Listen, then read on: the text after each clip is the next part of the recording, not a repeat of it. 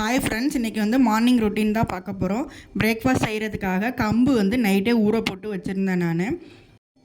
இதில் தூசி செத்த எல்லாமே இருக்கும். நல்லா ஊற போடுறதுக்கு முன்னாடியே நல்லா கழுவிட்டு ஊற போட்டோம்னா நல்லாயிருக்கும். இப்போ அந்த தண்ணியெல்லாம் வடிச்சிட்டு நல்லா இன்னொரு தடவை கழுவி எடுத்துக்கிட்டேன். இப்போது இதில் வந்து ஒரு 1/4 ஸ்பூன் வந்து ஜீரகம் சேர்த்துக்கிறேன். நான் கொஞ்சமாக எடுத்துருக்கிறதுனால 1/4 ஸ்பூன் தான் சேர்த்துக்கிறேன்.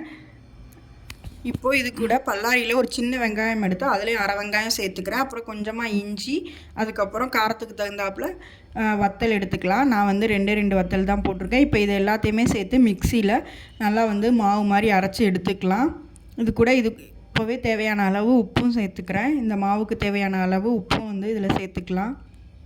கொஞ்சம் கொஞ்சமாக தண்ணி விட்டு நல்லா ஒரு தோசை மாவு கன்சிஸ்டன்சிக்கு வந்து இதை அரைச்சி எடுத்துக்கலாம்.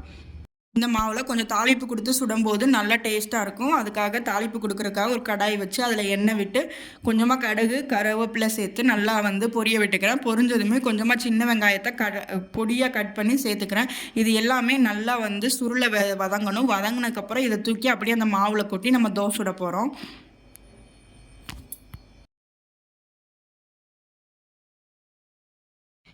நான் வந்து கொஞ்சம் தண்ணியாக தான் அரைச்சி எடுத்துகிட்டு வந்திருக்கேன். கொஞ்சம் இதவே நல்லா திக்காக அரைச்சி நம்ம இதில் காய்கறிகள் கேரட் இந்த மாதிரி எதனா சேர்த்து கூட கேரட் பீட்ரூட் என்ன வெஜிடபிள் விருப்பமோ அதை சேர்த்தா அடை மாதிரி கூட வந்து சுட்டு சாப்பிட்லாம்.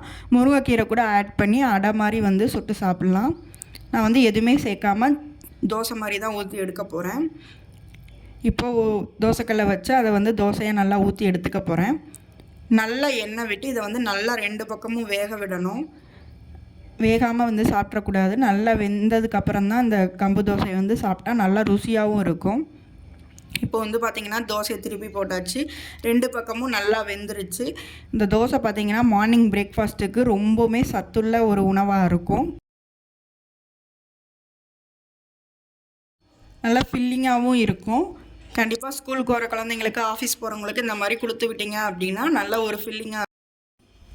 இப்போ இந்த தோசை கூட தொட்டுக்கிறதுக்காக வந்து தேங்காய் சட்னி, வைரல் தேங்காய் சட்னி வித்தவுட் தேங்காய் அப்படின்னு சொல்லி நீயா நானால வைரல் ஆச்சுல, ஸோ அந்த சட்னி தான் ட்ரை பண்ணேன். ரொம்பவுமே டேஸ்ட்டாக இருந்தது. இதோட ரெசிபியுமே நான் நெக்ஸ்ட்டு ஷேர் பண்ணுறேன். இப்போ இந்த தோசைக்கு அந்த தேங்காய் சட்னி வந்து வச்சு சாப்பிட்டோம். ரொம்பவுமே டேஸ்ட்டாக இருந்தது. கம்பில் எந்த ரெசிபி செஞ்சாலுமே ரொம்ப டேஸ்ட்டாக இருக்கும். கம்மங்கூழ், கம்பு அடை, கம்பு தோசை, கம்பு லட்டு, இந்த மாதிரி எந்த ரெசிபி செஞ்சு சாப்பிட்டாலுமே கம்பு வந்து ரொம்ப டேஸ்ட்டாக இருக்கும். கண்டிப்பாக நீங்கள் உணவில் வந்து சேர்த்துக்கோங்க.